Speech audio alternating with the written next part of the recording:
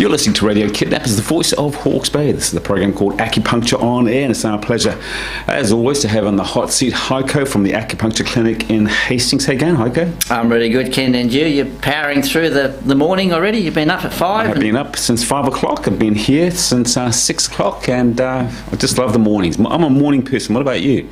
No, I'm definitely a morning person. I was up at actually about 5:15 this morning and had a bit of a walk in the darkness. Yeah, good on you. And is there I'm sure there must be some acupuncture treatment or Chinese herbal remedy for people who don't like mornings. Can you make them like mornings with treatment? And look, that's a good question. It'd be a good topic for a show. Yeah. But it definitely is that we talk about there's two sort of channels, and one's sort of relation to daytime, one's related to nighttime, so that, for example, you might have trouble to sleep at night, but then you're tired during the day. And then if these channels are imbalanced, you have these symptoms. Yeah. And also stuff like it, they're important to use because some people really suffer from jet lag, and some people a little bit. Yeah. You know. So yeah, it's a definite that if people struggle to get up in the morning, or if they don't have an appetite in the morning, that. People just go, oh, that's just normal. Yeah. I like staying up to 1 o'clock at night. Yeah. You said, well, the idea that that's not actually the right thing to do. The right rhythm to be in. Yeah. Okay, we'll look at that for a bit further down the track. Yeah. But before we get to today's topic, which is Chinese herbs for acid reflux, just remind our listeners, want to come and see you for some advice or help, how do we do that? Well, got two clinics. I've got my colleague John. He's got his own clinic with the Acupuncture Clinic branding down in Masterton, 49 Church Street, and I'm here in Hastings, 206 Charles Street. Have a go to the website, acu123.co.nz. Lots of information on there about how does acupuncture work and what it can do. Yeah, and you can catch Heiko's old programs on Radio Kidnappers website, www.radiokidnappers.org.nz, on iTunes, and now, of course, we're on YouTube as well. You can go to the little icon on my website up the top, the YouTube, and all the shows are listed on there. Radio with pictures. That's it. That's right, and you've been doing your hair up, especially for it. Yeah, I was going to say I've done my hair really well for the show. And now you're exercising in the morning. It's very trendy the way I've got my hair now. It's sort of really fashionable. I think the next step we have to do, Ken, is actually TV show. Yeah, it sounds like a great idea. Yeah. Who would take us on, Heiko? Two old geezers. Anyway, we're going to talk about acid reflux, and we've talked about it in the show, haven't we, about acupuncture and acid reflux? We've spoken about acupuncture and acid reflux. But now you're going to talk about herbs, especially for reflux. And it must be very common because just about everyone that you know, or you've had it yourself at some stage, haven't you? Yeah, well, I mean, if you look on Wikipedia, I think they estimate 20% of people have it. I mean, there used to be, it probably still is around, the little tablets, little lollies you could buy. Was it Quick Ease? That's right, remember them? Are they still around? I don't know. Yeah, you can get them as sort of like a green toffee thing. You can get the peppermint ones. I didn't really like the plain ones. Right, okay, yeah. So, well, you've got a pill for us, I suppose, a herbal pill. Yeah, we've got definitely sort of Chinese herbs, and you're probably going to ask me, why don't I just stay at home and market that pill and just... Why don't you? Again, because... You'd be a millionaire, buddy. Yeah, I know. And the thing is, because there's different causes for acid reflux in terms of Chinese medicine, so I would need many different formulas, many different types of herbs. I wonder, you say that, and you say about a lot of things, but obviously when they let's just stick on quickies, why don't they have 25 different types of quickies? Well, because it's just because it's symptomatic to just relieve the burning as it's happening. And see, Chinese medicine is more along the lines to fix up the problem that causes the burning. Yeah. As well as we might put in some symptomatic herbs to help relieve the burning while you're on the treatment. But the idea is that once that problem is balanced or regulated, you don't need any more treatment. Isn't the cause just that little gate thing between the stomach and the tube going up? Look, and from an anatomical perspective, yes, that is the situation, is that, for whatever reason, it opens up and then allows the stuff to come up, which causes the burning and the burping and sometimes it can be quite severe that it actually mimics a heart attack, the chest pain. And so that's, and there's you've probably heard of many people who have, well, definitely some people that you've heard of that, they've end up being rushed to the hospital with a suspected heart attack, but no, it was just acid reflux. So, in that regards, the treatment that we do is to we say to get to the root cause of the problem. Mm-hmm. What's maybe causing that valve to open up, and even if the valve is faulty, and it's people won't believe it, but the treatment can actually sort of change the physical body. I wonder. I've obviously had indigestion. Who doesn't? Mm-hmm. And I find that if I have a glass of Enos, for instance, that you almost get instant relief. It gets down there, you have the big boot. Oh, gee, that feels a bit better. Yeah. Is that going to be the same with the Chinese herbs? Not necessarily, no. Because for whatever reason, it might be the liver, the spleen, or the stomach, or some other organ involved that's causing the thing. So some of the herbs certainly do have a quick reaction to try to relieve some of the symptoms, but I don't think it'll work as strong as some of the really strong antacids. However, but what the problem with them is that you just need to keep taking them, and then eventually they do stop to work. Yeah, of course, they sort of like overdose on them. Because what actually is, maybe that they stop to work is not the right description, because what it is that the underlying problem, the liver or something, is getting worse, so that medicine that they're taking is having less and less of an effect. What causes it? If I won my clock back when I started work, I think nothing about eating 5 mini pies for lunch or 10 sausage rolls. I'm sort of slightly exaggerating a bit there, but now I find that if I eat a couple of sausage rolls or a couple of mini pies, I know that I'm going to get indigestion.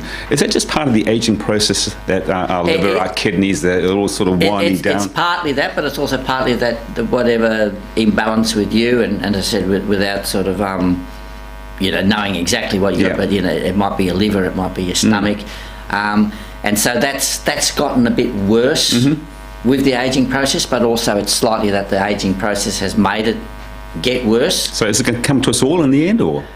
Not necessarily. So that's the idea is that we try to regulate your stomach or your spleen or your liver now, and so that then you don't get the acid and the things coming up. And a common one that cause that we have for which maybe you is a condition that we call food stasis or food blockage. Yep.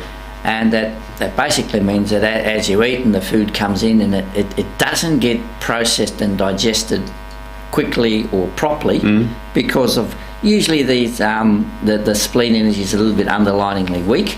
Yep. So we say that food accumulates, becomes blocked, becomes static, and then that thing creates heat and fire. It's a bit like a sort of a compost heat catching fire, and so heat and fire rises, it comes up, it pushes through that little valve, if you like, and then it gives you the standard feelings of the what we call acid reflux. So that's food that's sort of just sitting around not being processed properly. Would you be recommending to your clients? Obviously, going to be recommending Chinese herbs to help them out. And the herb. One example of the herb for that one is actually hawthorn fruit. It's a Chinese herb, and it has a specific attitude it doesn't specifically help for the reflux, but what it does, it helps to break up that food stagnation, which is causing the reflux. Are there certain types of food that you should avoid that are likely to trigger off reflux? It's different for different people depending what the cause is. That's why you find some people will say, if I eat cheese or I have a milkshake, I get reflux. And people think, well, that shouldn't be the case because the milk should be put like a lining on. Yeah, but that's right. If the cause of the reflux is what we call dampness, right?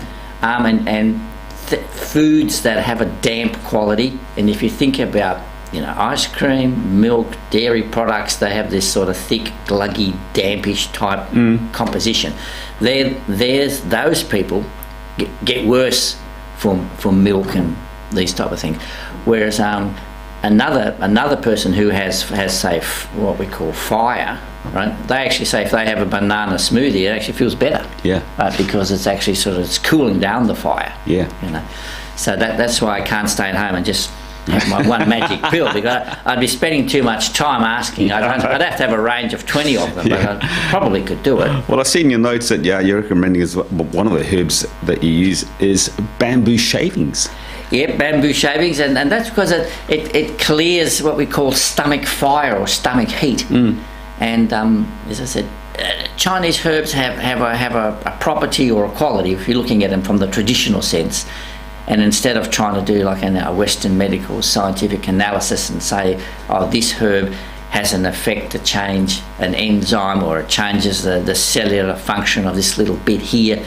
It's the overall quality of the herb, and it specifically treats stomach fire. If you have stomach fire, you just think fire rises, it comes up. So the root cause of the problem, and then the treatment is to cool the fire. Yeah.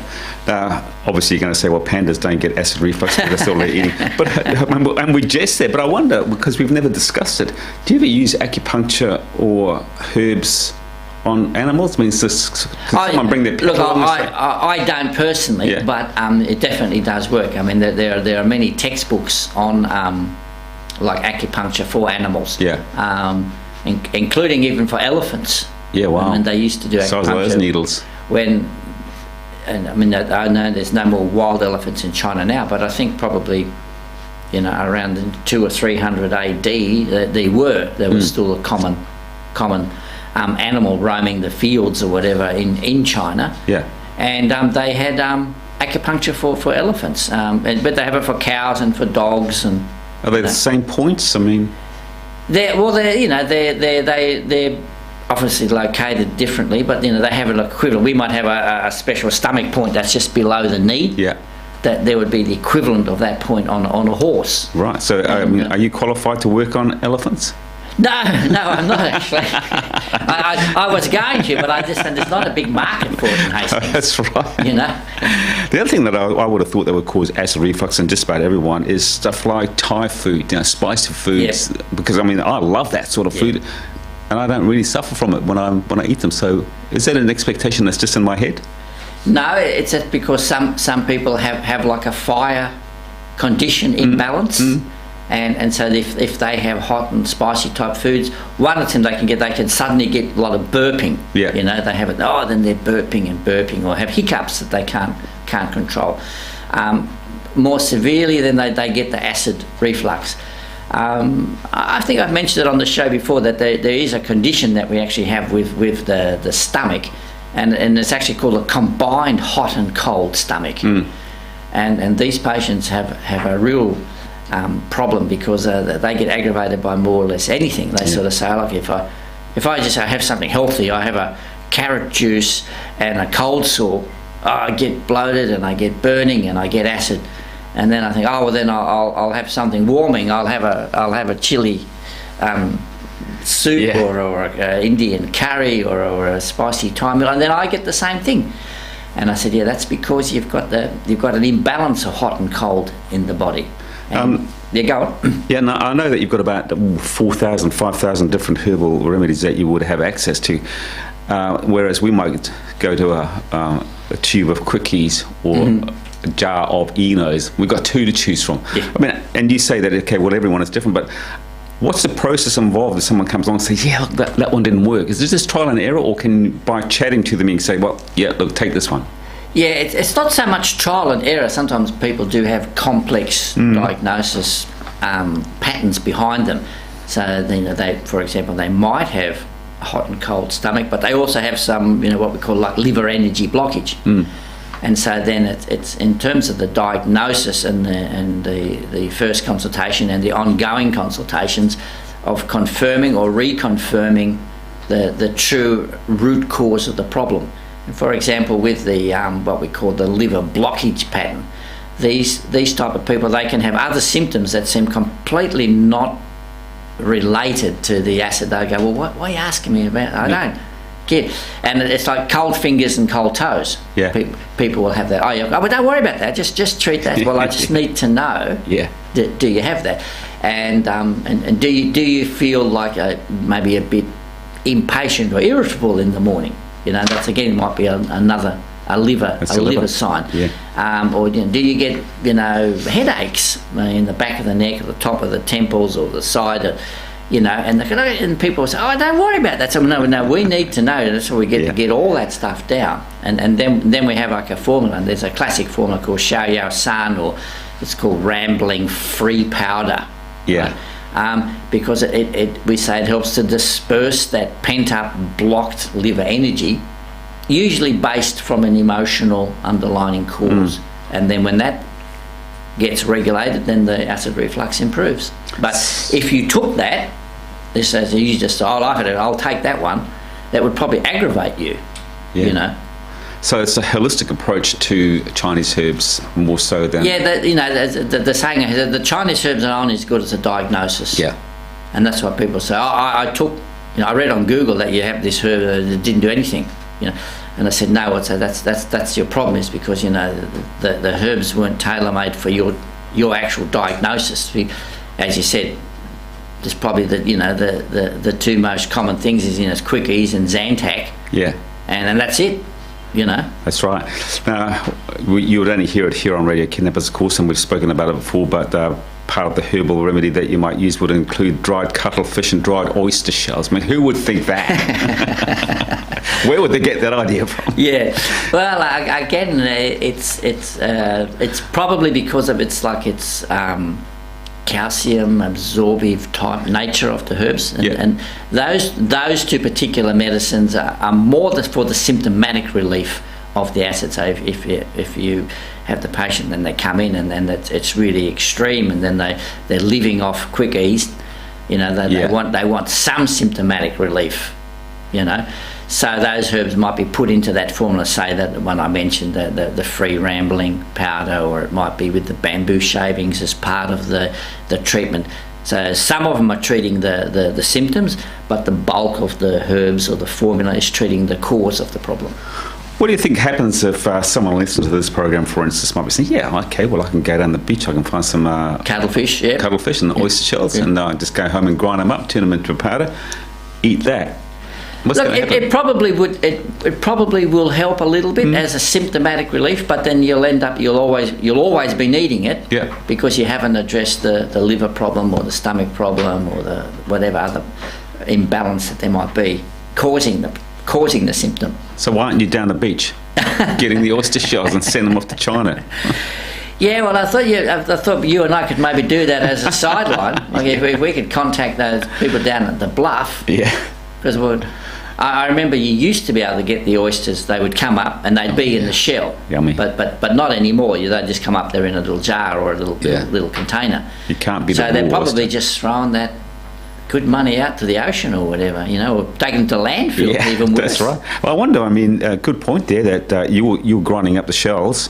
What about just eating the oysters? Is that part and parcel of the same food chain? It's different. It's just like the oyster itself has different benefits or whatever, and the shell itself has a different makeup, which I would be saying it's to do with the calcium content that helps the absorbing the acid. Yeah. Tell us about blood stasis. Blood stasis, again, it's a traditional Chinese medicine term, and it's exactly what it says. It means that the blood is blocked and not moving properly. You can get other types of symptoms with it, such as you can get a fixed stabbing pain, and it can be that the pain can be quite sharp and quite localized. You can get dry skin in various parts of the body, particularly like around the heels of the body. Those sort of spider veins that you see, and people can wake up with a sharp stabbing headache. All these are symptoms of what we call blood stasis, but it can also affect the stomach. And so if you get the blood stasis in the stomach, then that upsets the food in the stomach, and then that causes the blockage, whatever, to rise, causing the burning. So we might use again, there's many different herbs for blood stasis, and one common one might be just something like saffron that you can buy like from the Indian grocery store. There's another one. It's actually, again, it's a type of shell that that's used for that. Again, it might, because it also moves the stuck blood in the stomach. So yeah, there's a number of different. Incredible, isn't it? Yeah. Just about out of time. Before we get to your song of the week, and you presumed that I would not have known that song. Yeah. And you were right. Yeah. What is it?